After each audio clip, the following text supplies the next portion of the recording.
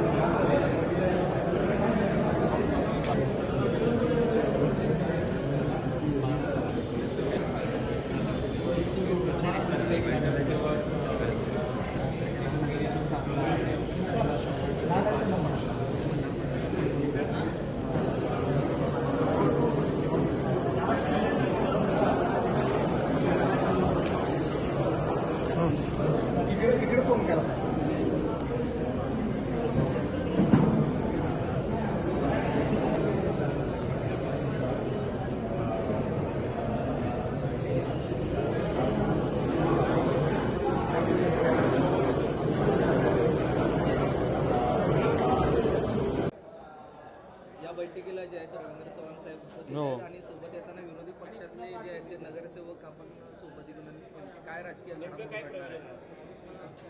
आज सोलापूरमध्ये कळमचे नगरसेवक जे आहेत उभाठामध्ये ते होते, ते भारतीय जनता पार्टीमध्ये आदरणीय रवींद्र चव्हाण साहेबांच्या शुभ हस्ते त्यांचा प्रवेश होणार आहे. हे सर्वजण आमचे जुनेच सहकारी आहेत आणि कळम आणि धाराशिव जिल्ह्याचा विकास हा भारतीय जनता पार्टीच्या माध्यमातूनच होऊ शकतो याची त्यांना पूर्ण खात्री असल्यामुळे त्यांनी हा निर्णय घेतला आहे. अधिक ते बोलतील, पण मी म्हटल्याप्रमाणे हे सर्व माझे जुनेच सहकारी आहेत. किती नगरसेवक आहेत? साधारण 10 आहेत, मला वाटतं 9 ते 10 आहेत. हा मातोश्रीला धक्का असणार आहे का ओमराजे निंबाळकरांना धक्का म्हणायचा? हा धक्का कोणालाच नाही आहे. हा म्हणजे कळम शहराला आणि धाराशिव जिल्ह्याला होणारा फायदा आहे. विकासाचा तुम्ही मुद्दा मांडलेला आहे. खासदार ओमराजे देखील सत्तेमध्ये शिवसेना शिंदे गटात उद्धव ठाकरेंना सोडून विकासाच्या मुद्द्यासाठीच गेलेले आहेत. हे नगरसेवक जे आहेत शिंदे साहेबांच्या सेनेकडे जायचे, ते भाजपकडे आले. नेमके विकासाचे मुद्दे कोणाकोणाचे आहेत? जरा नागरिकांना शिंदे सेना विकास करू शकत नाहीये. नाही, धाराशिव जिल्ह्यामध्ये आपल्या सर्वांना कल्पना आहे की भारतीय जनता पार्टी हा सर्वात मोठा पक्ष आहे. परवा झालेल्या निवडणुका ज्या आहेत स्थानिक स्वराज्याच्या, त्याच्यामधले रिझल्ट पूर्ण समोर आहेत. जनतेचा विश्वास भारतीय जनता पार्टीवरती नक्कीच आहे आणि कळमचे हे सर्व जे नगरसेवक आहेत हे माझे जुने सहकारी आहेत. तसं तर ओम किंवा कैलास हे जुने सहकारीच आहेत. विषय असा आहे की आम्ही आता वेगवेगळ्या माध्यमातून जिल्ह्याच्या विकासासाठी काम करतो आहे. ऑपरेशन टायगर किंवा ऑपरेशन लोटस असं काही वेगळं समजायचं कारण नाही. धाराशिव जिल्ह्यामध्ये दोन गट पडल्याचं दिसून येत आहे.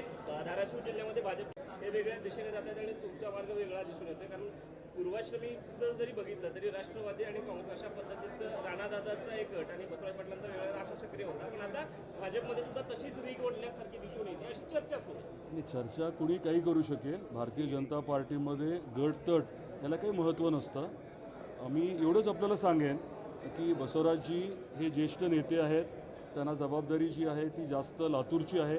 धाराशिवमध्ये तर ऑफकोर्स त्यांचं वास्तव्य आहे आणि त्यांची पूर्ण आम्हाला सहकार्य होतं आहे, मदत होती आहे, त्याबद्दल काही अडचण नाही आहे. महत्त्वाच्या कार्यक्रमांना तुम्हाला निमंत्रण दिलं जात नाही असं काही नसतं. मी जर समजा उपलब्ध त्या दिवशी नसेन त्यामुळे गेलो नाही असं होऊ शकतं. ते बोलवत नाहीत किंवा मी बोलवत नाही असं काही मुद्दा नाही.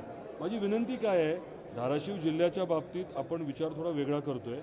आमचा पूर्ण फोकस जो आहे तो तिथलं दरडोई उत्पन्न वाढवण्यावरती आहे. मोठे प्रकल्प कसे येतील, तिथे जास्तीचा निधी कसा येईल, आपलं कोल्हापूर सांगलीचं पाणी लवकर कसं येईल किंवा तुळजापूरच्या विकासाचा मुद्दा लवकर मार्गी कसा लागेल याच्यावरती आमचा जास्त फोकस आहे. आज 10 नगरसेवकांचा पक्षप्रवेश होतोय यर्देमातून. धाराशिव जिल्ह्यामध्ये अजून कोणकोणते नेते अजून येणार आहेत? नाही, असं थोडं सांगितलं जातं. मी एवढंच सांगेन की ऑपरेशन टायगर जसं आमचं सरनाईक साहेब बोलले तसं ते असेल किंवा आमचं ऑपरेशन लोटस किंवा काय तुम्हाला नाव द्यायचं आहे ही निरंतर प्रक्रिया आहे. आता ऑपरेशन टायगरकडे जाणारे नगरसेवक ऑपरेशन लोटसकडे तुम्ही वळवलं. अहो एकच आहे ते सगळं, तर तुम्हाला माहीत नाही का? तिकडे काय आणि इकडे काय, आम्ही NDA म्हणून आम्ही सर्व एकच आहोत.